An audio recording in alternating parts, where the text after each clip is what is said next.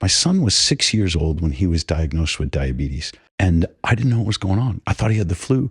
I was giving him orange juice because that's what my mother gave me. And of course, he got worse instead of better. So my wife finally calls our pediatrician, and he was our next door neighbor. He knew my kids really well.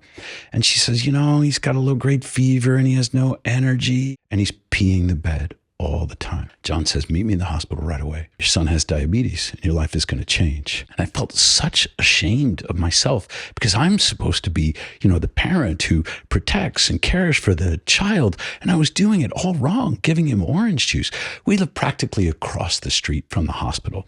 I carried my son there. They admitted him right away. He was in ketoacidosis because a type 1 diabetic cannot metabolize blood sugar. They pee it all out. They put my son on an insulin drip.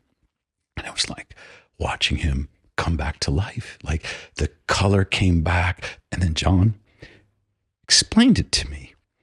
He handed me an orange. He handed me a syringe. He said, nobody's leaving this hospital until you figure these things out. And he has to very carefully manage his blood sugars and his insulin levels so he doesn't slip back into ketoacidosis ever. My son, he never wanted to go back to that hospital again. And he didn't make me promise. He just said, I think we can do it at home, Dad.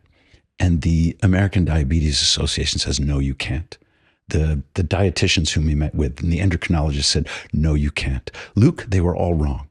They gave us such bad advice that this was my first sort of introduction into don't trust a word that institutional medicine is telling you. We can monitor these things if we're really careful about it. And he has never gone back to the ER for diabetes since because I had to learn everything about the Atkins diet, about ketones, about insulin, about metabolism. It prepared me to learn about ice baths and cancer and ketones.